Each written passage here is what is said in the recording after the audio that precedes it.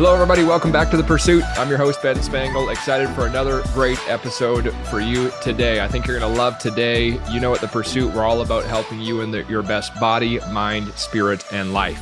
And today I have with me Joseph Varghese. He's a certified NeuroStrategist. I'm excited to talk a bit about that stuff. Peak performance coach, and created what's called success circles, which you're going to learn all about. And a little bit of time we've spent together, I've gotten to know that not only is he successful entrepreneurially that way, but also a big time family man. I know that's a huge priority for you. So I think we'll get to talk about some of that stuff too today. So Joseph, I appreciate the time and glad to have you today. My pleasure to be here. Thank you, Ben, for having me. Yeah, I'm excited too. So I want to talk to you lots about peak performance and productivity today, because I know everybody listening wants to get more done in less time. They want to be more effective with the time that they have. And I believe, I'm sure you've noticed it too, that since the pandemic, I think people are evaluating more that idea of free time and what they're doing outside of just professionally. So this topic is a huge one. But before we jump into that, tell us a bit about success circles. And I know a bit about it, but I'd like our audience to hear about it. Of course, Ben. So I launched Success Circles back in 2005 after attending an event. Mm-hmm. The idea initially was about how do we stay engaged in the purpose, the why, the values that we engage in after the event. And over the years, it just grew and grew, and it became a community for entrepreneurs, corporate leaders, specifically around making 1% progress per day, which James Clear talks about, the Kaizen principle, or Tony Robbins calls it CAN-I.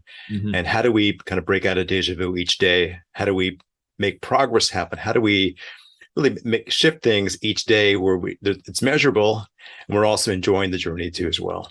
I wasn't raised to be an entrepreneur. My dad was an engineer. My mom was a nurse. They came to this country.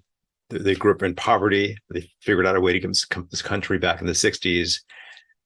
And when I declared that I was going to be an entrepreneur and basically leave everything I did behind me, including the corporate world, consulting world, this framework was very useful, because it helped me model people. It helped me build a system where people can model each other around making progress, really modeling someone else's strategies and doing it in a very sustainable, fun way.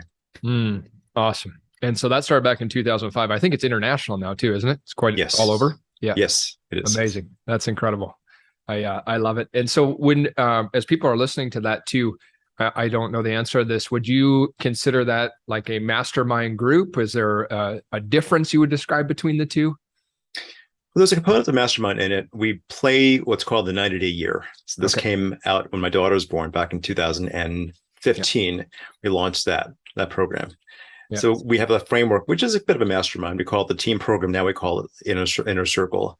The core program in Success Circles involves accountability. Okay. Right. And it's like one-on-one partnerships. And we frame accountability a bit differently from other organizations that deal with accountability. Yeah. One of our competitors is Commit Action. I also know the founder of Accountability Works, another organization. We kind of know each other in the space. Yeah. The way we frame accountability is about putting what's important in front of you, like being reminded of what you're up to. Most entrepreneurs, they forget, they get distracted. If somebody's shining objects, things that come to them and they get distracted, where they're not really compounding on the goals, the dreams, the things that are important to them. Yeah. So we basically built a system where people are reminded each day how awesome they are. Yeah. They're reminded about the game you're playing. We do a lot of things with gamification. Yeah. And that's the basis for what we do. Just really playing with games, like life is a game. How do we embrace today being a game? Tomorrow is another game. How do we really enjoy that game? Enjoy it being like the best game ever, and knowing that we're going to play again tomorrow, and it could be even better tomorrow. I love that. I think that's so great. Really great. Well, yeah, let's jump into some productivity stuff and some performance stuff. So I know many people listening are entrepreneurs or executives, and they've got, like we talked about, things they want to get done, and they want to get it done better and faster. Before we talk about productivity, what are you seeing nowadays in your work? What are you seeing as some of the major obstacles to people becoming more productive? Yeah, I think there are quite a few people getting stuck in their own ways, maybe overusing technology, hence dopamine highs from social media, from having access to a pocket computer in their hands, because the phones these days are as fast as the computers from 3 years ago, if not faster. That's probably one thing. And also just not disconnecting. like not untethering themselves once in a while.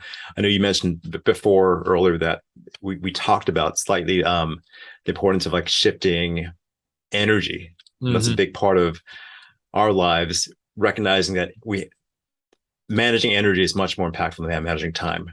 So I find a lot of entrepreneurs in our community, people I engage with, they're just stuck. They have a lot of stuck energy in their systems. They're not moving their bodies. They're not shifting spaces, their environment every once in a while, and that causes a bit of friction, you can say, because they need to be disrupted, right? And we, as all individuals, need to be interrupted often. So those are a few things I'd say that stand out around environment. I also think proximity is a big part of this as well. Sometimes we get comfortable with certain people around ourselves, and it's important that we're continually finding ways to up level or find people that we can connect with who are playing a bigger game. And that internally can cause us to rise up as well. Also, we truly believe that we rise to the quality of expectations of our peer group, and we also fall to our training being how we kind of manage our minds and our mindset and so forth on a daily basis. Yeah, I that's phenomenal. I think so too. Can you expand on the idea when you talk about managing energy is more important than managing your time? Can you talk a bit more about that? Yeah, of course. So a number of years ago, a book called The Power of Full Engagement came by Jim Lohr and Tony Schwartz. And in that book, they make a distinction and that book is written to corporate leaders. They frame corporate leaders as being now corporate athletes. Yeah. And when we could realize that when we can manage our energy could be how much fuel we feel in our body, how much we're being hydrated. It could be also getting a workout in. The cadence for how we perform shifts because we're able to go from one task to another task being in high energy. And the things that I do personally, like I sit on a Pilates ball when I'm working. Sometimes I stand at my desk. I often wear sports shirts when I work to remind me that I'm an athlete. And it's just recognizing that we're all athletes. I consider every member of Success Circles with communities I lead to be an athlete, a peak performance athlete. And that one distinction allows us to bend time, get more done. And being an athlete also can mean managing energy. It can also mean stepping outside, doing a power walk, doing a gratitude walk. It could mean taking a power nap, but doing all the things that an athlete would do to win the game. If you watch this top performer like Michael Jordan or a baseball player, your favorite hockey player, as they play the game, they play it in a unique way. And it's very likely that for a portion of their year, a portion of their month, they take time off to disconnect. And athletes do that. Maximum engagement demands maximum relaxation. Yeah. So when you can model athletes and top performers that way, and you really own being an athlete yourself, you're able to essentially really maximize on your energy each day. And my belief is that you can get more done being able to do that than just simply having a calendar, managing tasks and things of that sort. That makes a lot of sense. A lot of sense. I read that book a number of years ago, and you reminded me I need to revisit it for sure. Yeah. I was at the gym the other day. I was talking with a guy, plays pretty high level rugby up here. And he was talking about the importance as an athlete, how we were actually in the sauna. And I said, how was the workout? He said, well, I actually didn't. I just came, did some stretching, and then going to do this. And he was talking about how recovery in terms of training is equally as important as, the weight training is for him. And I think that's a lot of what you're talking about too, is as a business athlete, a corporate athlete, is that actual recovery time is so important. I notice for myself that because of technology, I mean, pretty much any business you run, you can be on 24/7, right? So what are tips that you actually give people? You did talk about those, a power walk, gratitude walk, a power nap. What are tips that you coach people if they're stuck in that? Maybe they are 24/7 in their business, if you will. Where do you start them with in terms of starting to have some of that recovery time? I'd say managing sleep is a big thing. Putting their devices away from the room before they sleep, maybe having a sort of container or safe they can put their phone devices in. Realizing that by disconnecting from these things, they can be even more productive the next day. Getting 7 hours sleep is a very useful thing. Sometimes it might be a matter of getting to sleep about 10 minutes earlier and 10 minutes earlier the next day, kind of compounding that idea of 5 or 10 minutes earlier, maybe waking up earlier too, that inspires them. I think being around people also who kind of have these areas down. So when people some years ago, my dad had a stroke. This is in 1999. In Mm-hmm. 2004, he passed away. Mm-hmm. And I made it a point realizing a number of things. Number one is that genetically, I'm inclined to have a lot of my parents have. Right. My mom actually had a heart transplant many years ago too, as well, and they diagnosed me with the same condition she had. And I realized that I could shift these things for myself by being around people who were playing at that level, were balancing their minds, eating healthy. So I made some choices around that time, particularly after my dad had his after he passed away, to be around people who are very healthy. And just simply by doing that, my mind started shifting too as well. Also, I started seeing opportunities to be better and to do the basic things to be better. And I reversed my heart condition because of that. And Wow. I'd say a simple thing that people can do is just simply find people who are out there that they can model, that they can connect with, that they can engage with, and just in being in proximity to certain people will make a huge difference. Yeah. So those are some basic things. I think reading is always a good thing, and I think anything that inspires execution on these things is very important. For me, the pain of seeing my parents suffer at a young age helped me to realize that I didn't want to go down that path. So whatever inspires you to execute on things. Sometimes I even tell people that it's okay to meditate on death, the idea of memento mori, when we know that our time is short in life, and that in realizing that there's an opportunity now to basically pause, to take more pauses, to be able and to reflect and to journal and do all those things that'll help us to navigate that journey a bit more. Yeah. I'm also a big believer in what helped me early on in the game is journaling as well. I mentioned that just now. The idea of rewiring the reticular system of the brain. It's a part of the brain, the prefrontal cortex. You can train it to be able to see certain things. Like I'm wearing a gray shirt now, and because I'm wearing a gray shirt now, people can see me. Perhaps if they're watching some video, they might see gray around the room, more gray around the room. And simply, we can train ourselves to be able to see and to be able to win and see opportunities to be healthier by proximity, by reshifting our environment, maybe putting things near ourselves that inspire us to be healthier. At home, I have a kettlebell near me. I've got weights near me sometimes.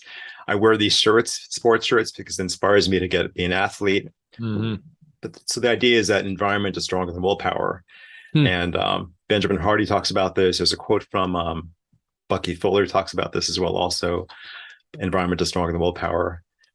And those are some basic things that I really believe that people take on that'll make a difference. I think that's awesome. I think that stuff is so good. I'm a big fan of sleep. I wasn't in the early part of my career. And then as I studied it more and more, I realized how important it was. I kind of grew up business wise where it was, hey, you can sleep later. It's time to, yes.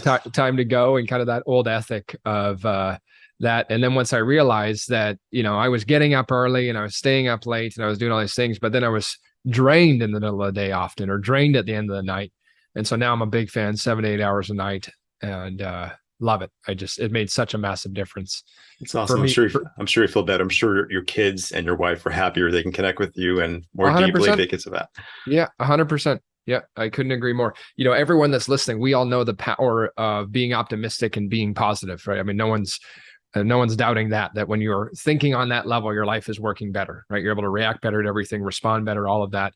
And what I've noticed significantly is that if I'm not getting enough sleep, it becomes significantly harder to maintain that optimism, to maintain just even that alone, let alone all the other side benefits too. Yeah, I think that stuff's so good. So hey, let's talk a bit about. Oh, I have one more question for you too. So you talked about just managing your sleep a bit better. That's an area to start. What do you recommend for people? So say, do you have a protocol of where they're completely disconnected? Because you brought up disconnect, hey, turn the device off at night, put them away. Do you have a protocol you recommend in terms of once a week, do this, or any of those kind of ideas? So I'm playing more with the idea of the Shabbat. So in Success Circles, we have members of our community who are Jewish, Orthodox Jewish, and one thing I appreciate about their rituals that really allow them to harness their power of being productive for themselves, they take a day off. They basically take Friday evening to Saturday evening off. Mm. And I think being able to, whether we're religious or spiritual or however it is being able to disconnect, having a reason to disconnect and enjoy those meals with family can make a huge difference. Mm-hmm. But it's also finding the accountability to be able to do those things, to be able to disconnect those devices. Sometimes our spouse, my wife, she's a physician, she's on call sometimes.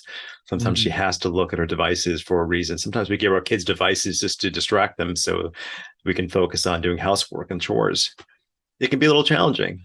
Mm-hmm. I think the key thing is also just embracing how good does it feel not having these devices. How deeply can we connect more? How much can we appreciate each other more?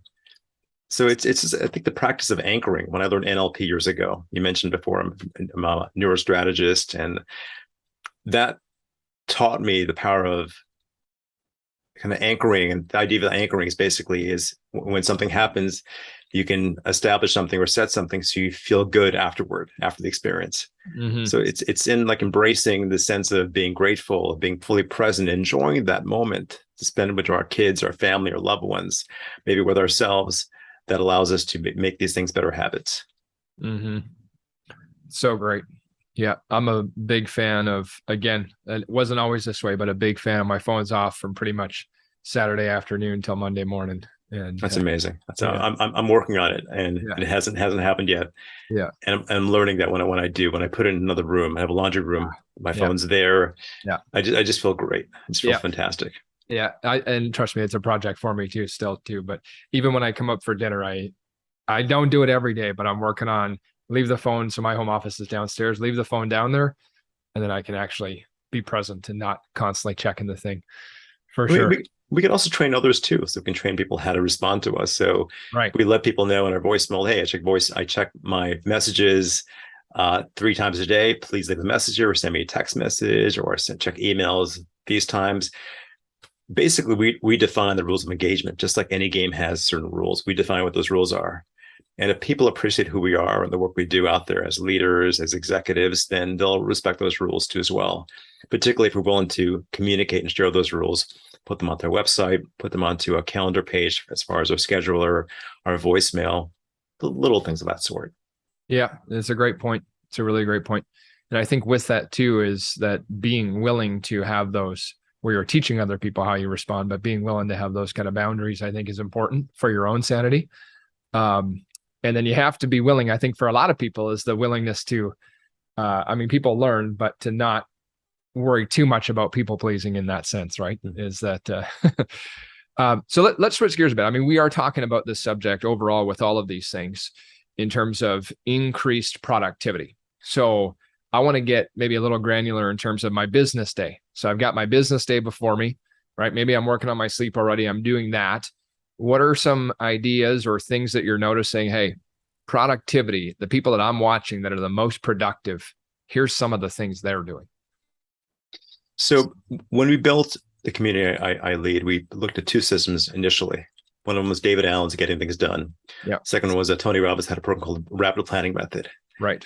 I find that a lot of systems embrace some of the best facets of these programs. Tony Robbins' system is basically a top-down approach, basically having a vision to why and working from there and being pulled into action. David Allen's system is basically about having a clear runway, being able to take off, knowing that the things around you are managed. There's systems around these things that exist. So I encourage people to kind of embrace both sides of that. And some people are a bit different. Some people are more visionary based, some people are more integrators based. So they like having stuff in front of them for whatever reason. They like that. They like that. So what I recommend for most people is to envision what a successful day looks like, what an ideal day looks like for themselves running their business. Envision that and basically create a system on what that looks like for themselves. And it could be even based on a certain day of the week, right? So basically visioning that. Before I go to bed at night, sometimes when I wake up in the morning, after I do my prayer, my gratitude, those little things, I envision what a successful day looks like for myself. So that's one thing. I often also recommend people design their morning the night before or the evening before, the day before. And all that means is that when we get to our desk to work, we know what we're working on. It's clear, it's on our minds, it's on paper, we're working on that. It's basically putting what's important in front of you, insight in mind, in action. out of sight, out of mind, no action of sorts. Mm-hmm. So that's a simple thing too as well also that I recommend people do. And the more they can plan out their week, David Allen talks about the idea of the week review. When we embrace that one concept, we're able to potentially create about 1,000% more productivity by really closing out our week, recognizing what projects are next for our week and so forth. I do recommend getting in dialogue as well. Sometimes when we think these things out on ourselves or journal these things, it can be a little challenging when we're able to speak these things out loud with another colleague, a team player. It can make a difference because now you have another perspective that's there, or you're able to speak things out loud. And when we speak things out loud, we're able to clarify things, even the minor things that allow for us to make that 1% progress per day. Hence what we do in Success Circles. I really do believe in the idea of huddles. And if you're in a corporate space, maybe you can create huddles for your team. That's important, whether it be one-on-one or a small group, just to give people a chance to have the experience. I see you, I hear you, what you say matters. And this is my intention. This is what I'm working on. This is what drives me today. Mm-hmm. Every Thanksgiving, we do an event called the Bass Brigade. We kind of feed thousands of people here in New York City. We had a huddle a few days ago, and it got very techie for a while. Like it got into this place of like doing things. This is the list of 50 things need to get done and so forth. And eventually on the call, I said, well, let's get grounded here. What's our why? Why are we doing this? Why don't we each speak that out for ourselves and allow it to really connect with your heartstrings? And we did. And then all of a sudden, the call got grounded. And then people got very clear about as far as what actions they need to do next based on their strengths. Mm-hmm. So those are some basic things. I also encourage people to really focus on their strengths. There are many ways we can figure this out. There are different tests out there. There's DISC, there's Strengths Finder. I did Kobe last year. Kobe's by Catherine Kobe. I think she's from Canada as well.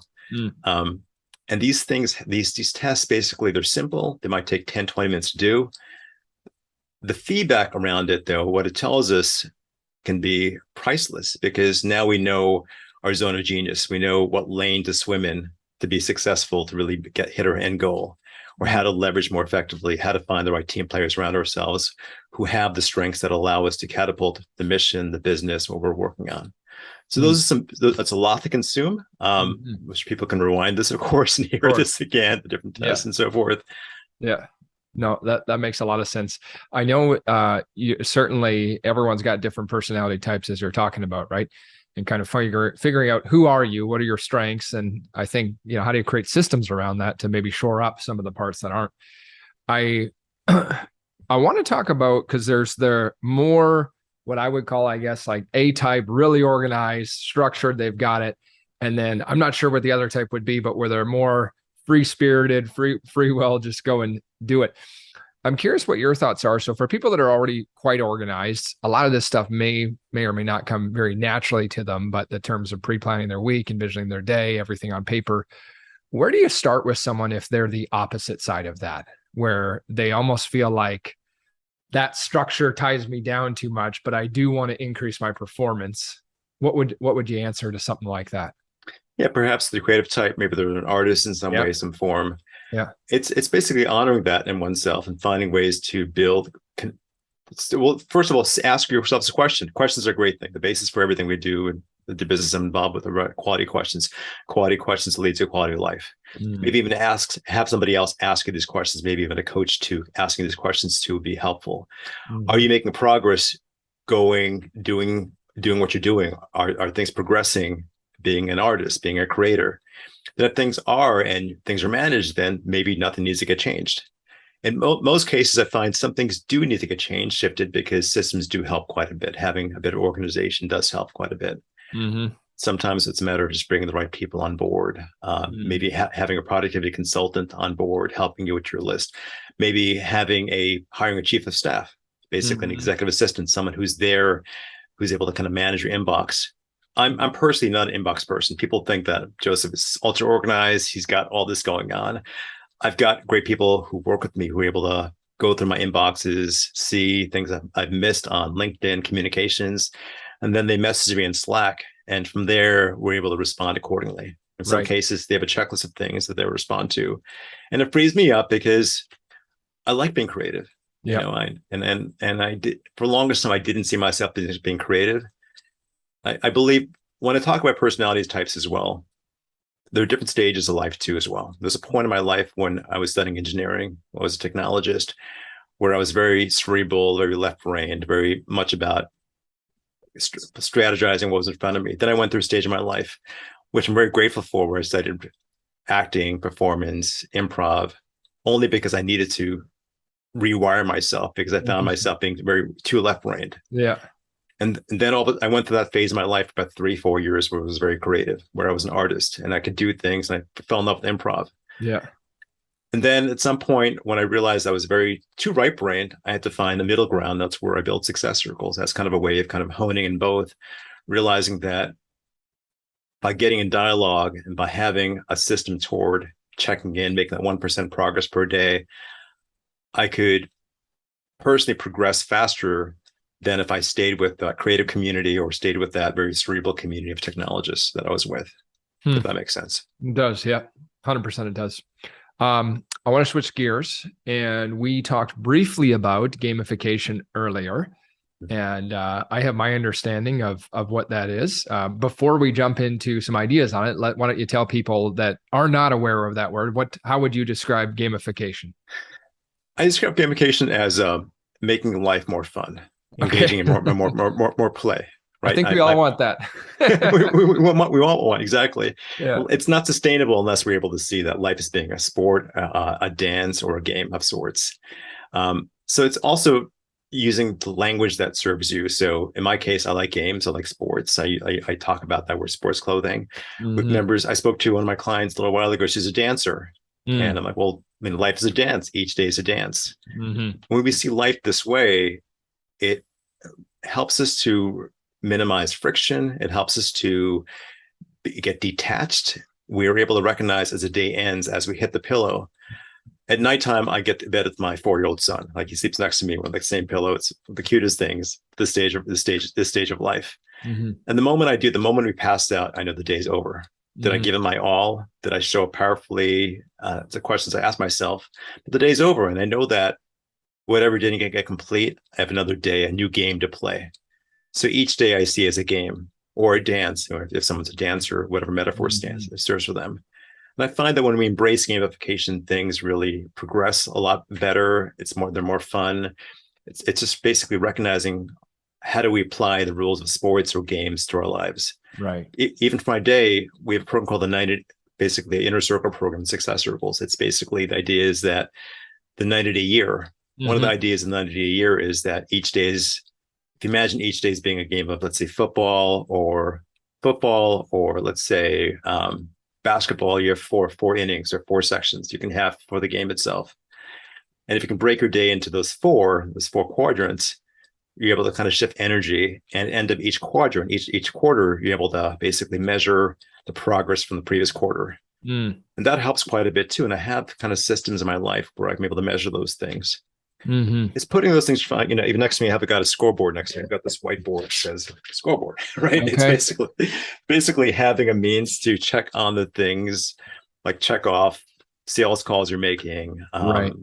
the things that are important you want to measure. Yeah. There's a law out there that we adopt a lot in success circles and the projects I'm involved with. That which is measured improves exponentially. Pearson's law. Yeah. So it's, how do we have fun measuring these things, right? How do we have fun? I find personally having a scoreboard, having these check-ins repeatedly, hence the idea of having games, makes a difference. Those are some basic ideas. There's a lot more to it. It's just recognizing for you what serves you, the audience member listening to this, whether it's a sport, it's a dance. Then basically creating your own game, creating your own rules of engagement, training others what those rules of engagement are, and making it fun. Because if it's not fun, then at some point it creates friction, and it gets upset. You get upset over things. Maybe you want to play a different game. Yeah. In Success Circles, our tagline is dare to play bigger games. So play is a big factor there too as well. Also, it's embracing more play, whatever play means for you. Play for me means playing in the moment. It means playing characters with my kids sometimes, like showing up playing. Play for me means making calls, like make client calls, sometimes sales calls. For me, that's a bit of play too as well. So defining what play is for you and how to engage in more play each day. I like that. I think that's really great. I was growing up, I was not a sports guy, but I was a big video gamer. Awesome. And so I think there's a lot of cool stuff you could do even with that as well too. Yes, Reaching different levels, progress, right?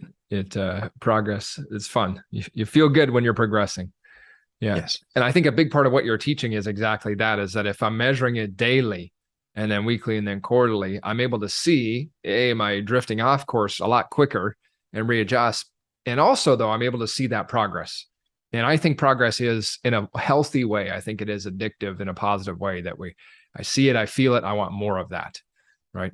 Yeah. Yes. And getting dialogue also helps too, because sometimes we don't see the progress. People remind us, well, hey, you've done this. It's really great. You've, progressed. You're doing this race, or you're showing it for your family this way, or just getting feedback is a very useful thing, particularly people on the same playing field as you, other colleagues who understand you, who appreciate you, and who can encourage you. Yeah, it's so true. It's so true. I was talking with a friend of mine the other day on the phone, and we were talking about the seminar I had just done and how the first one went, and it was a big success and everything. And then she was asking some questions, how the numbers all finished out. And I told her, I said, it was okay. It was this. And I told her stuff. She goes, that's amazing. And it was funny to hear her perspective in such a different way but that idea of dialogue and having other perspective. I want to switch gears, and then we're going to come close to wrapping up here. First things first, if people want to connect more with you, I think the website is successcircles.com. Is that the best one? That's right. Yeah. We also do a challenge, like I mentioned shortly, called 5 Day Thrive. Yes, please. 5daythrive.com. It's a monthly challenge we do for 5 days. Lessons around automation, lessons around gamification, lessons around leverage and outsourcing. Check it out. That's awesome. That'll be a great one to check out on there. 5daythrive.com. We'll have those in the show notes for sure. And that one, you do that every month, you run that? I do. Yeah. Okay. Much everything I built for myself. I'm the biggest guinea pig. Okay. Of course, we've served hundreds of thousands of people over the years. And I think every master was once a disaster. I certainly was a disaster many times. I almost went bankrupt, a couple of points in my life. I didn't. Yeah. But we built systems to basically get better. And I think every business, every mastermind, every community came that way. And I'm grateful that I was once a disaster. I'm no longer a disaster. Yeah. Yeah, that's great. Okay. I like it. And then are you on social media? Do you use many of the platforms? Yeah. So if you go to search for Joseph Varghese, my name, you can find me on most platforms, LinkedIn and much more. If you go to josephjv.com, it forwards right to my LinkedIn profile, hence Joseph, my middle name, John, josephjv.com. Okay, perfect. Awesome. That's great. Well, thank you for that. I look forward to everybody learning from this. And then one you want to listen to multiple times, especially some of the more detailed strategies Joseph was giving you. Just in closing, Joseph, we've covered a lot of stuff, right, in different areas. And if you were to leave our audience today with one thought in terms of if they got nothing outside of our time together today, this is the one thing I'd want to make the impression with you, what would you say that is for you? It's something I said earlier. We rise to the quality of expectations of our peer group. We also fall to our training. So when you get that concept, it really makes a difference whether you're giving a presentation, you're leading on stage, you're speaking to a corporate group. There's training that gets involved, being able to do it, being able to show up a certain way, being able to speak a certain way. It's really embracing that training on a consistent basis. Then also being in community of people who expect you to be your best. And for me, that's one of the greatest hacks. Years ago, I spent time with a lot of the same people and I wasn't really rising. And when I learned that even the idea of reflecting too much on the past, experiences, people I was with in high school and so forth, didn't necessarily serve me versus actually forecasting a better future and being around people who are playing a bigger game.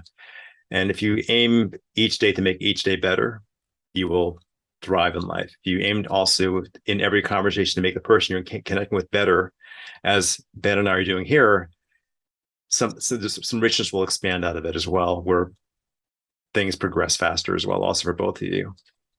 I think that's such an incredible life philosophy right there. Aim to make each day better and aim to make each person better when you're with them.